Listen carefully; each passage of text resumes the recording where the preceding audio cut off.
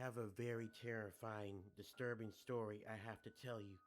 It was very creepy as well, and it was very, very unsettling.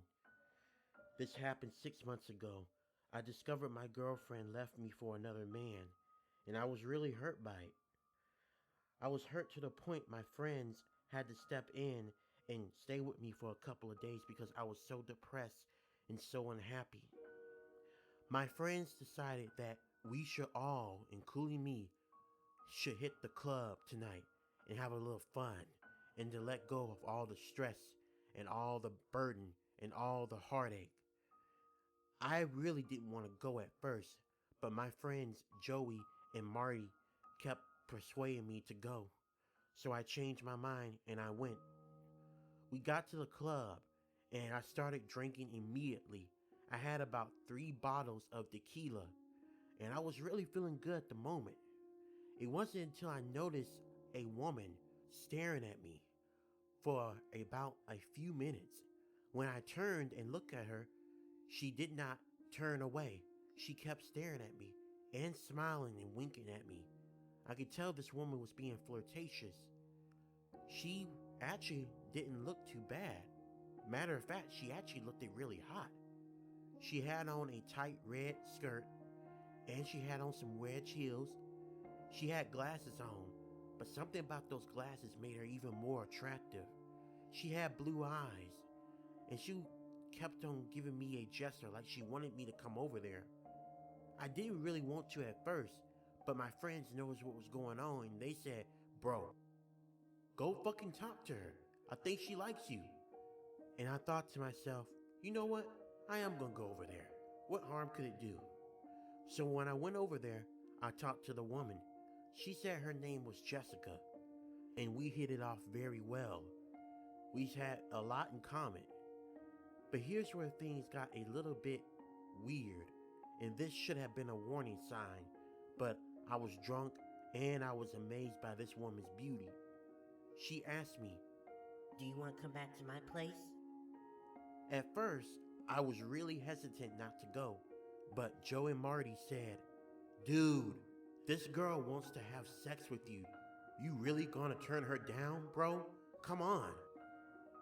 And at first, I wasn't gonna go, but I went ahead and took her up on her offer to let me go back to her place. So I got in her car and we drove. The ride there was nice. We kept talking, we were laughing, and we were having a good time. The minute we got to her place, that's when things got really weird and creepy. She looked at me and told me, I'll be right back. I'm gonna go change into something a little bit more comfortable. I told her, "You take your time. I'll be waiting right here when you come back."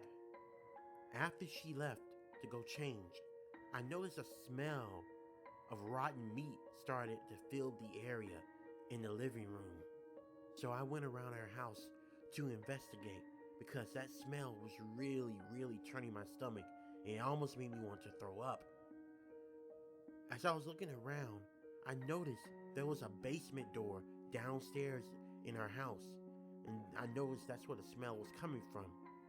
So I slowly walked downstairs and I opened the basement door.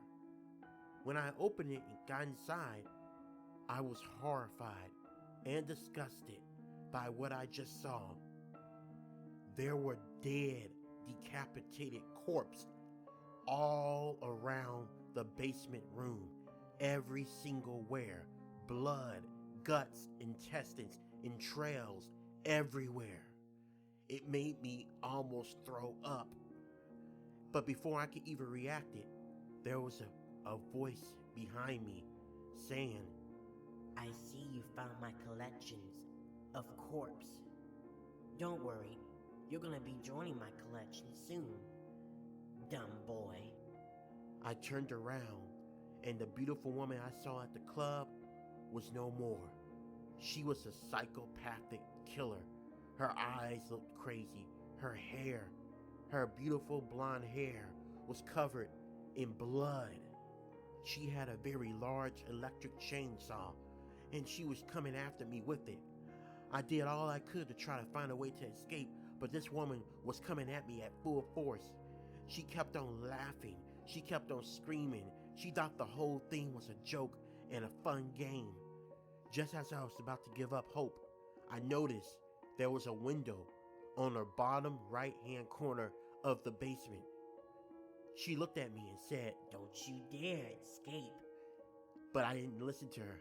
I found the heaviest object and I hit it up against the window. I was able to escape and I called 911.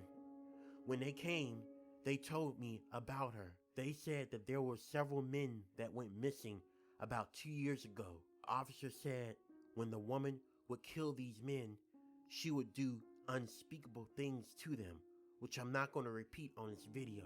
But after all that situation went down, everything went back to normal, somewhat. I had to get therapy after what I went through. And I thank God every day that I was able to escape, because if I had stayed, I would have been the next victim.